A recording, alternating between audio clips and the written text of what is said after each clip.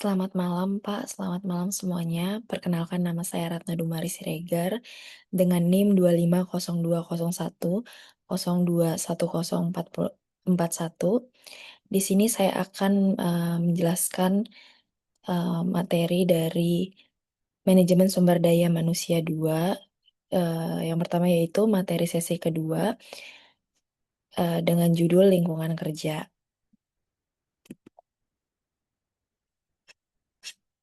Tujuan pembelajaran yang pertama yaitu memahami pengertian lingkungan kerja, menjelaskan pentingnya lingkungan kerja dalam organisasi, mengidentifikasi faktor-faktor yang mempengaruhi lingkungan kerja, serta menjelaskan hubungan lingkungan kerja dengan produktivitas dan prestasi kerja.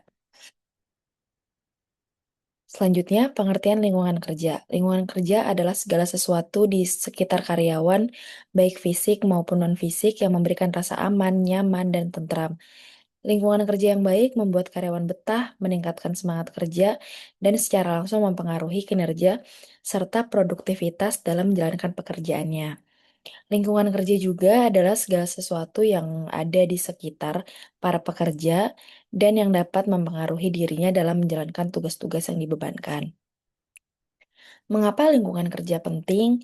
Yang pertama, meningkatkan semangat kerja karyawan dan menciptakan suasana positif dalam organisasi, membuat karyawan merasa nyaman sehingga dapat fokus dalam menyelesaikan tugas, mengurangi stres saat bekerja dan menjaga kesehatan mental karyawan, dan yang terakhir meningkatkan produktivitas serta membantu mencapai tujuan organisasi secara efektif.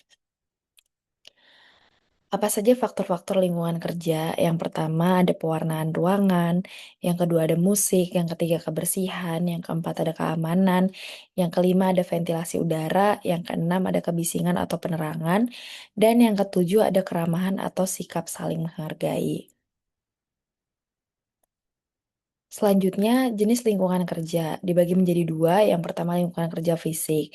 Apa saja? Yaitu warna ruangan, pencahayaan, ventilasi, kebersihan, tingkat kebisingan, serta keamanan gedung. Lalu lingkungan kerja non-fisik, yang pertama ada hubungan antar pegawai, komunikasi, kerjasama tim, sikap saling menghargai, keramahan, serta budaya kerja positif. Contoh lingkungan kerja yang baik, yaitu ruangan bersih dan terawat menciptakan kesan profesional dan nyaman bagi setiap karyawan.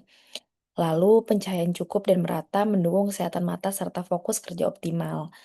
Dan juga ventilasi udara baik memastikan sirkulasi segar untuk menjaga kesehatan dan stamina. Serta hubungan kerja harmonis membangun kerjasama tim yang solid dan saling menghargai. Dan di sini juga saya akan menjelaskan dampak lingkungan kerja yang kurang baik. Yang pertama yaitu semangat kerja menurun, yang kedua produktivitas menurun, yang ketiga stres meningkat, dan yang keempat konflik antar pegawai dan prestasi kerja menurun. Lalu, hubungan lingkungan kerja dan prestasi kerja. Lingkungan kerja yang baik menciptakan karyawan nyaman dan meningkatkan motivasi. Produktivitas juga meningkat serta prestasi kerja meningkat. Lingkungan kerja yang kondusif menciptakan rantai positif menuju peningkatan prestasi kerja. Nah, kita sudah sampai di tahap kesimpulan. Yang pertama, lingkungan kerja merupakan faktor penting dalam manajemen sumber daya manusia. Lalu yang kedua, lingkungan kerja yang nyaman, aman, dan harmonis dapat meningkatkan motivasi serta produktivitas kerja.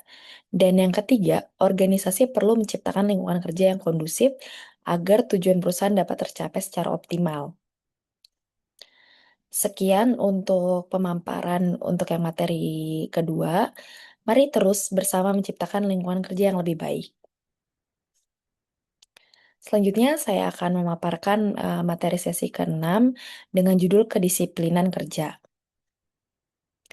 Tujuan pembelajarannya yaitu yang pertama memahami pengertian kedisiplinan kerja, yang kedua menjelaskan elemen dasar proses pendisiplinan, yang ketiga mengetahui tujuan dan indikator disiplin kerja, dan yang keempat memahami usaha dan tindakan penegakan disiplin. Pengertian kedisiplinan kerja menurut para ahli. Yang pertama, Rifai tahun 2004 menyatakan disiplin kerja adalah suatu alat yang digunakan para manajer untuk berkomunikasi dengan karyawan agar mereka bersedia untuk mengubah suatu perilaku, serta sebagai suatu upaya untuk meningkatkan kesadaran dan kesediaan seseorang menaati semua peraturan perusahaan dan norma-norma sosial yang berlaku. Lalu menurut Hasibuan tahun 2006 berpendapat bahwa kedisiplinan adalah kesadaran dan kesediaan seseorang menaati semua peraturan perusahaan dan norma norma sosial yang berlaku. Berdasarkan pengertian di atas, disimpulkan bahwa disiplin kerja merupakan suatu sikap, tingkah laku, dan perbuatan yang sesuai dengan peraturan baik tertulis maupun tidak tertulis, dan bila melanggar akan ada sanksi atas pelanggarannya. Lalu elemen dasar pendisiplinan ada 3. Yang pertama, elemen pertama, wewenang yang jelas. Proses pendisiplinan haruslah diletakkan atau berada pada departemen atau jabatan yang berwenang. Pada umumnya adalah pejabat yang mempunyai wewenang garis. Pejabat personalia hanyalah berfungsi sebagai staf, memberikan nasihat dan sarana, serta yang memberikan pendisiplinan adalah pejabat yang mempunyai hak memerintah. Elemen yang kedua, aturan yang logis. Program pendisiplinan haruslah sesuai dengan keadaan dan bersifat logis. Peraturan-peraturan dilanggar hanya karena peraturan tersebut dirasakan tidak masuk akal. Contoh, peraturan tentang larangan merokok di tempat yang tidak menimbulkan kemungkinan terbakar di ruangan yang tidak tertutup. Hanya akan menimbulkan kemungkinan pelanggaran saja. Di samping itu, hendaknya aturan main juga dikomunikasikan, sehingga para karyawan tahu apa yang menjadi larangan dan apa yang tidak. Juga kalau perlu peraturan ini disegerakan kembali. Lalu yang ketiga, elemen ketiga yaitu sikap pimpinan yang adil. Sikap dari pimpinan, pimpinan haruslah bersikap adil, menyimpulkan secara tergesa-gesa adalah tidak disarankan. Apa saja tujuan disiplin kerja? Ada 4 tujuan utama penerapan disiplin di lingkungan kerja. Yang pertama, produktivitas, yaitu meningkatkan produktivitas kerja karyawan secara optimal. Yang kedua, ketaatan, mendorong ketaatan pada peraturan dan norma yang berlaku. Yang ketiga, efisiensi, menjaga efisiensi dan efektivitas kerja organisasi. Dan yang keempat, suasana kondusif, menciptakan suasana kerja yang kondusif dan harmonis. Selanjutnya yaitu unsur-unsur dalam menegakkan disiplin kerja. Yang pertama, peraturan yang jelas dan tegas disertai sanksi yang adil. Lalu yang kedua, komunikasi dan sosialisasi peraturan kepada seluruh karyawan. Yang ketiga, penyelidikan yang objektif sebelum memberikan saksi. Dan yang keempat, penegakan disiplin yang konsisten tanpa diskriminasi. Lalu yang kelima, keadilan dan keteladanan pimpinan. Disiplin kerja bertujuan membangun budaya kerja yang tertib, adil, dan bertanggung jawab. Apa saja indikator kedisiplinan?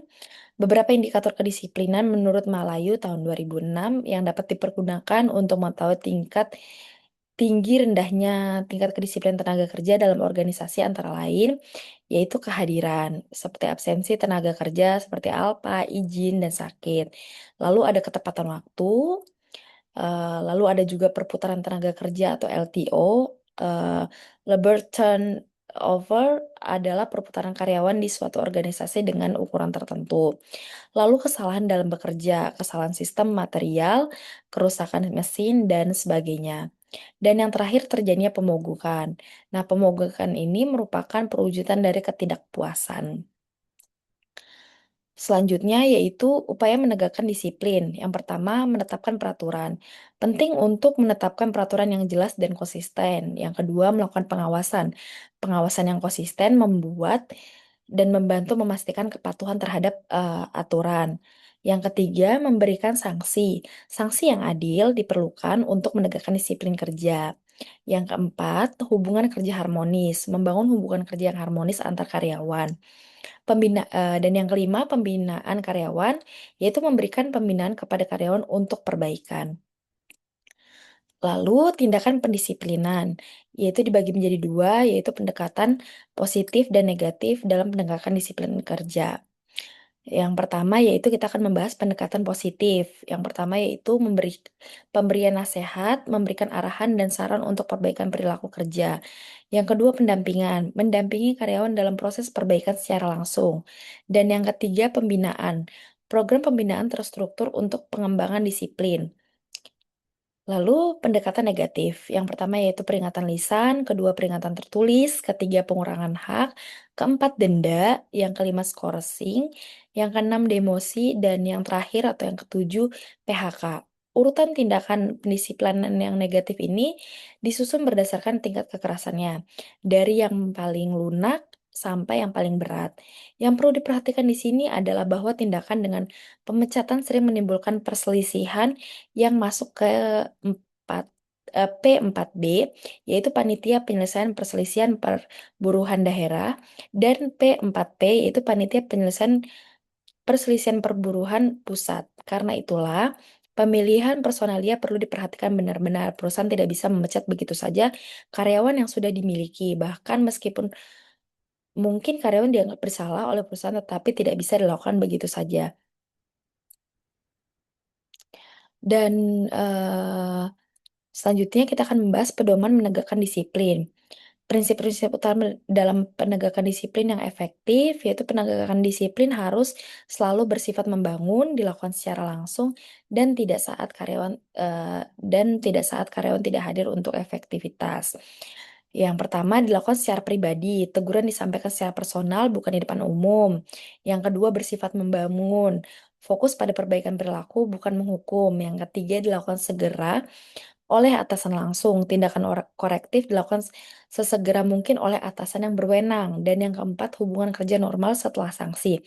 Setelah sanksi diberikan, hubungan kerja kembali berjalan normal. Selanjutnya, dan yang terakhir yaitu kesimpulan, kedisiplinan adalah kunci sukses. Disiplin kerja merupakan kunci keberhasilan organisasi.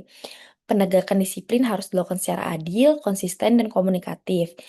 Serta lingkungan kerja yang disiplin meningkatkan motivasi, produktivitas, dan pencapaian tujuan. Sekian presentasi dari saya. Mari terus membangun lingkungan kerja yang disiplin dan produktif bersama. Selamat malam. Eh, Apabila ada kesalahan, saya memohon maaf. Terima kasih.